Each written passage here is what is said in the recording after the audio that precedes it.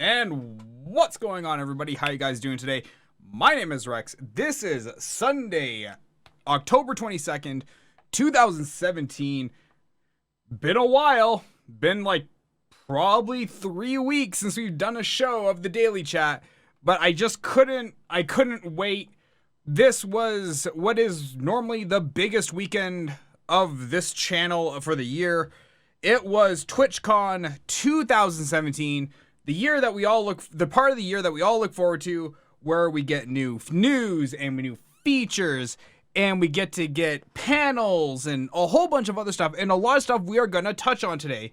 Because this year's TwitchCon, let's face it, if you tuned in, even to the keynote, could have been better. I'm not going to say it was a train wreck, but I'm not gonna say it went flawlessly either. And I know, one of the first defenses people have for a statement like that is, well, you know it's a big convention, and the bigger it is, the more complicated it is to make things happen right. And while I'm sure that's true to some degree on all levels, it's not true as time moves forward. You're supposed to get better at your job, not worse at it. So this was the third annual Twitch convention of TwitchCon, and the first year was in 2015 or 2014. Well, I don't know, one of the two. It was okay. Don't really remember what happened there. Last year, they announced, what did they announce? Twitch Prime, and I think the VOD system, or no, the VOD system they announced, and I don't think they announced much else other than that. And this year was all about communities and people and the streamer, and in a more beyond the BS, behind the curtain kind of way, trying to stop the hemorrhaging of lost incomes on a lot of areas, and also trying to more control the environment that is Twitch. Because while Twitch does have a lot of control over what people do, not so much. Like, Twitch can't control every individual broadcaster. They can't control this stream from doing this show. They can't control Lyric from doing whatever he does. And it gets harder for them to manage that kind of thing. So they introduced a whole bunch of new features, and they lifted a whole cloth from another streamer who we'll get into, and they revamped and rebranded another system and pushed it right out the door, hoping no one would notice. So it was really kind of touch and go for the most part. It was not Twitch's best showing, to say the least, for this year. Hang on, I'm just gonna fix the green screen. That should be fixed, right? Boom. Nailed it. First try. Okay, let's start with Twitch. Let's start with day one. And now, mind you, I did not watch many of the panels. The panels have no interest to me whatsoever, so I just kind of up and abandoned them because, well, there's just too many to watch at one time. TwitchCon, first of all, is a 3-day convention, beginning on Friday afternoon and ending on Sunday evening. I believe the first year was only 2 days, and I feel that 3 days is just too long. Like, it feels like TwitchCon lasted a week, with just having lasted from Friday to tonight. And I think they should relook at the length of the convention. Maybe scale it to 2 days. Blizzard gets a lot done in 2 days with BlizzCon. Twitch could take a lot of notes from that.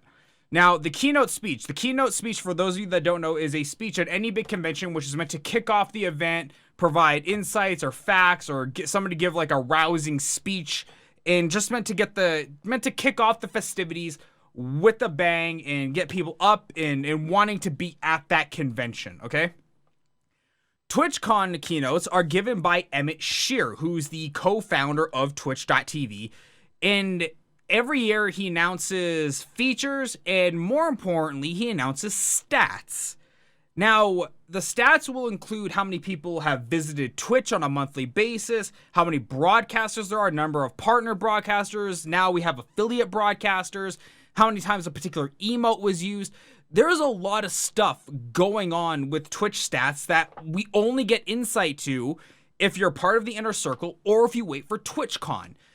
It was incredibly disappointing this year to find out that they were not going to give stats. There was nothing. We only got one stat for the entire keynote, and that was there are now 110,000 Twitch people who are affiliate status. And affiliate is partnership light. Partnership is used to be the sub button, the subscribe for $4.99 sub button. And they gave that to Twitch affiliates because, well, one, everyone was clamoring for it, but two, it's making a lot of money for Twitch. Like, yes, you have to deal with a lot of tax information on their side, but it is a lot of extra money coming in because some people only want to subscribe to certain people, and maybe those people aren't partnered. Well, now you have a Twitch affiliate. So we have 110,000 affiliates, which is up 40% from the last stat I heard earlier this year. When the last stat we got, we knew that the Twitch affiliate program was sitting at 60,000 people. So went up 40% in only a few months. Pretty good. Pretty good. Now, with the Twitch affiliate being the only stat we got, that was really disheartening, and I was really disappointed with it because that's what I live for on Twitch. I live for those stats. I want to know those stats. But beyond the stats, we get feature announcements. And this year, instead of Emmett giving all of the announcements, he let the parade of other people come out and give out announcements. So we're going to go take a look right here and take a look at the very first thing on the Twitch page. And that is premieres.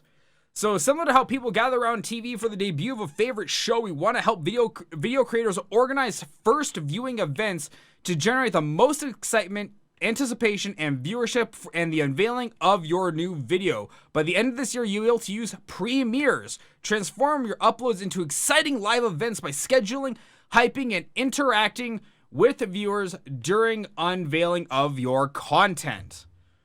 Okay, sounds like a neat idea, right? Sounds like it's like a baller idea of, hey, you can upload this content and schedule it, and you can all get around like it's your house, and you can all be a family and watch the unveiling of this content. One minor sort of problem with the premiere system, and that is that already exists.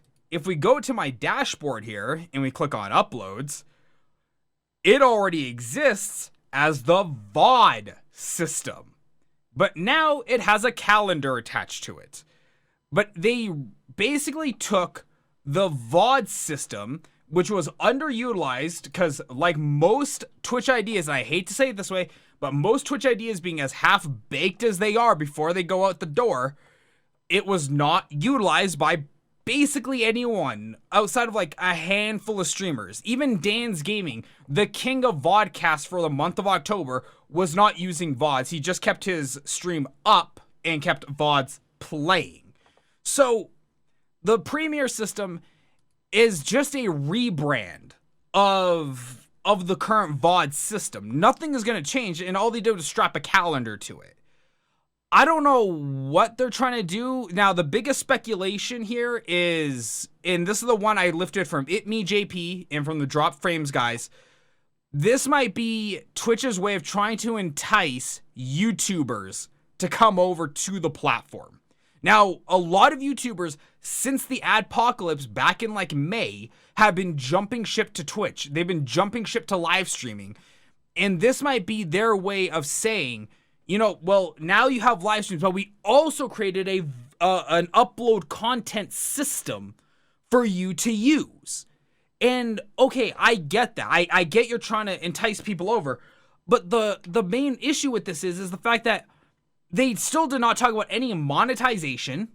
They still didn't talk about any kind of revenue sharing or split. And they didn't talk about anything of any actual worth that YouTube already gives the content creator. No CPMs, no money, no financial data of any variety or kind. That's kind of a problem if you're a YouTuber, don't you think? Because, YouTubers make their money from uploading videos and getting views. So what are you going to do? I'm not just going to upload my content to Twitch first out of the goodness of my heart. That's stupid. No, I'm going to upload it where I know it's going to get the most ad revenue first. That's why I upload this show to YouTube. That's why I upload this show to vid.me, and I never push the Twitch archive because the Twitch archive does not give me anything. It's not worth it to me. And right now, the Premiere system, I have a feeling, is gonna fall a little bit flat on its face. I'm not holding out a whole world of hope on the new Twitch Premiere system, and like I said, this idea seems a little bit half-baked, and I wish they had thought this through a little bit better before they even announced it. But that seems to be a running problem with Twitch, and one we're going to see a lot of later today. Now, the second thing that came out from Twitch, raids. Raids are one of the most exciting things on Twitch, and now we've made them easier. After all, the best ways to grow your channel is by teaming up with other streamers. Starting in November, you can use our new raids command /raid to start a raid, let your viewers join in, and then automatically host the channel you want to send your viewers to. Okay. So I'm a little bit confused. Are raids different from hosting? Or like, how does this work? Do you see what I'm saying here? Like, I'm not sure, because hosting already exists on Twitch TV, and I really don't feel that we really needed another system for it.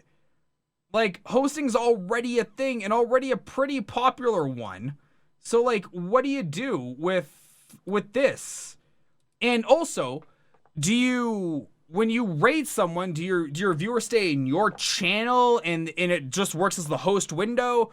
Or do they actually get ported to that person's URL once they join the raid? Very few details, once again, have been given by this. And this is another idea that was lifted from a big streamer named Towley. Towley is really the king of raids, to the best of my knowledge here on the platform. He was really one of the progenitors of raiding channels and promoting other people, and he's been doing this since the Justin.tv days.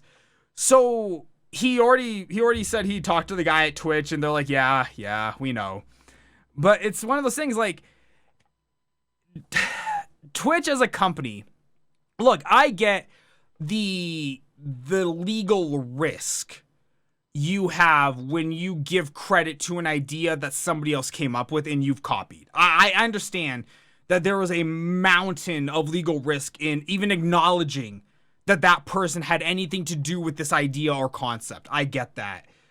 But I'm sure that, Twitch could have thrown a shout out, since, Towley's a progenitor of the rating on Twitch TV.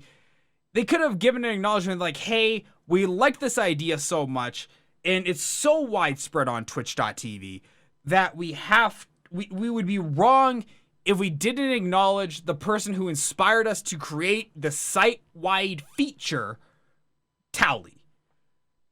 I would have liked that. But now, mind you, once again, they would have had to clear it with lawyers. There would have had to be contracts, like, not suing, no entitlement. Because I don't think raids are going to cause any financial data, so I don't think they would have to do that, or at least not directly. So I wish they had done that, but like most things in life, they didn't acknowledge at all the contributions made by what is, ironically enough, Twitchcon, the people who made Twitchcon a possibility. Like, the original people of Twitch TV. Like, really, you don't acknowledge these people? Like, these are why you are standing on a stage. So, raids are a thing. I don't know. I'm right now calling it Host Plus, and we're gonna wait to see how that works out. But in the short term, sounds kind of stupid. Sounds a little bit dumb. But in the long run, might actually be a cool feature, but based on prior performance, as an indicator of future results, we're gonna expect premieres and raids to die off pretty fast. And speaking of dying off pretty fast, the third announcement from TwitchCon, Rooms. With Rooms, you can easily create separate spaces within your chat that allow your community to have more meaningful interactions. Maybe you need a place to discuss new patch notes, or maybe you need a place to share your favorite memes. You can create a room for anything. Best of all, Rooms will stay open even if you're not streaming, so your community can chat whenever they want. We're super excited to launch the Rooms feature by the end of the year. Okay. There's something for this. Let me pull it up here. Hang on. I got this, chat. Ready? Here we go. Come on. Here we go. Boom. It's called Discord. And yes, it is a third-party program, and yes, you do have to, like, leave Twitch, or you don't even have to leave Twitch, you just have to have it open next to Twitch, but this already exists. We don't need chat rooms for this, and people were saying, oh, it'd be great for mods and all this other stuff. Mods would more than likely be on Discord, or be on the Curse client. Mods are not going to try and communicate are not going to be like specifically wanting to talk in a room on Twitch or on Twitch TV. They're gonna have a way of communications that's off site of Twitch. Like, does that make any sense? Like, rooms sound like it was like a 2-minute idea that kind of was like, okay, we need some stuff to announce to TwitchCon. What can we build that's fast and easy and doesn't require a whole hell of a lot of effort or dev time? Rooms. Got it. Create separate channels. Boom. Call it a day, Billy. Call it a day. Ooh, wow, that's really peaking, isn't it? So, like, that is that's what I'm seeing here. And I don't know. Rooms seems like kind of a dumb feature. I am not for rooms. I don't see the appeal to rooms, but hey, if that's what people want, that's what people can get, man. Okay, let's go into what do we got here? We got 3 more features we got to go through here. This one was kind of causing a stir up on the Reddit page, and we'll get to reasons why. Rituals. Rituals make it easier for you to celebrate special moments that bring your community together. Say a viewer's checking out a new channel for the first time. After a minute, she'll have the choice to signal to the rest of the community that she's new to the channel. Twitch will break the ice for her. Notice her. Sexual determination. Not cool, man. That's a microaggression. In chat, and she'll be able to make some new friends. Rituals will help you build a more vibrant community when it launches in November. If Towley created the raids, Carnage created the rituals, and there is a lot of documentation to show this one. Okay, Carnage has like an entire dev team that works for him. It's bananas, and he wholeheartedly knew and immediately said they lifted this right from his channel. Like, it just boom, just took it right out of his channel. Because he has an entire bot system set up with that, like, says hi for you and everything. And once again, wouldn't be a bad thing if they just acknowledged that he was the inspiration for it. There's nothing wrong with giving credit when you're basically taking someone's idea. Especially on like a platform like this where would be probably okay with it. I don't know but I'm sure he'd be okay with this. He seems to be a pretty big diehard Twitch guy. And I'm just shocked that they would be so careless as to not acknowledge the people who are even making this type of stuff possible. I wish they would, and I wish they would take it more seriously, and hopefully by the next TwitchCon, maybe they'll be better about it. Maybe the next round of features they introduce, they'll actually give credit to the people that helped make those make those features a possibility. Now, is this the penultimate? Penultimate. Okay, here we go. Achievements. For many streamers, affiliate or partnership status is the dream. But the steps you should take to reach those goals have not always been clear. Achievements clarify those requirements and encourage creators to learn streaming's best practices and interact with their communities.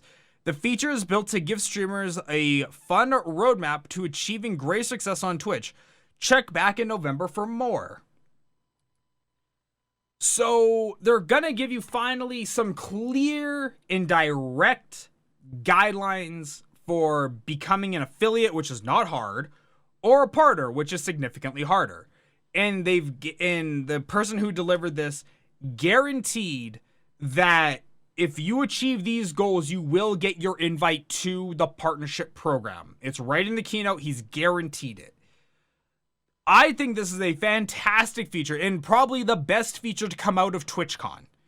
Because while somebody like me does not care about the affiliate partnership status or even requirements, it's good that they finally have clarified the thing that people have been bitching about the most.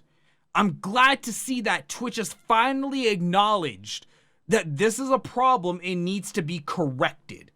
So it's good. We're finally going to have a roadmap. People will finally be able to see how far away they are. What do they need to focus on? What needs to be built? Because right now you are stabbing in the dark and praying to God you hit something.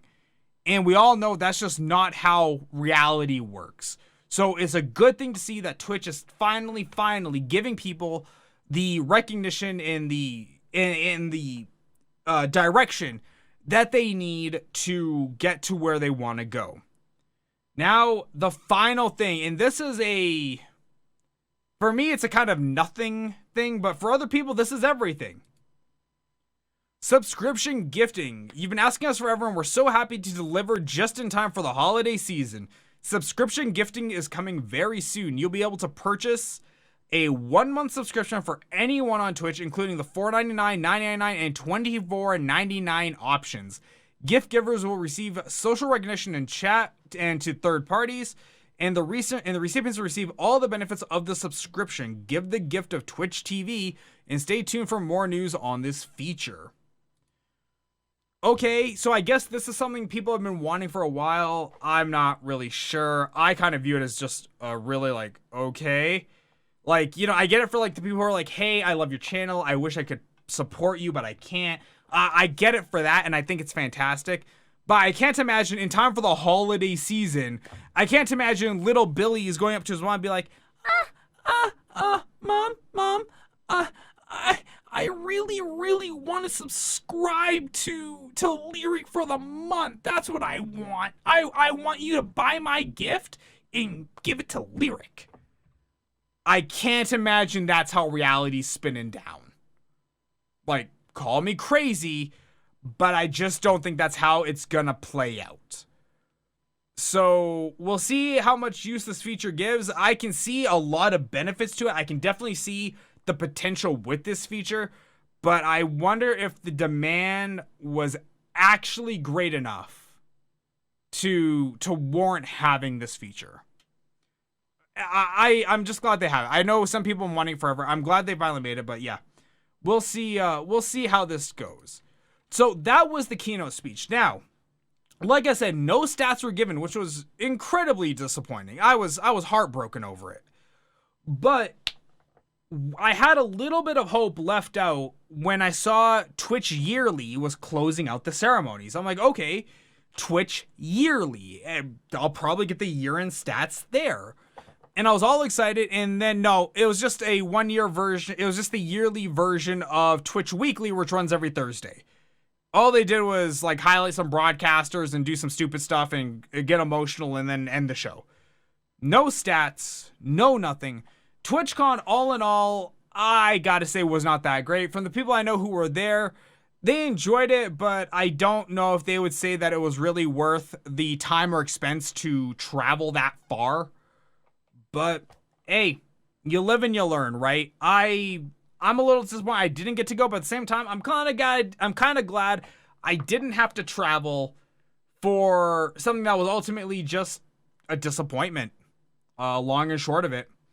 So guys, there you go. Those were the Twitch highlights from the keynote. There was, like I said, there was some panels on like mental health and stuff. If you really want to check that stuff out, just go to the twitch.tv Twitch channel. You can check out all the VODs there. I didn't watch any of them because basically you never get any really good information out of those panels. It's a lot of very generic stuff where if you just go to Reddit, you can just read it on the front page. So there you go. Guys, thanks so much for tuning in. I hope you guys enjoyed this recap. This has been the Daily Chat Season 2, Episode 113, TwitchCon 2017 edition. Like, comment, share, and subscribe on this video if you're watching on the YouTube channel or on vid.me. I'll be back on Monday for, well, what's probably Fortnite, more Battle Royale. Guys, thanks so much for tuning in. I've been Rex, and I will see all of you next time. Have a good night, guys. Bye.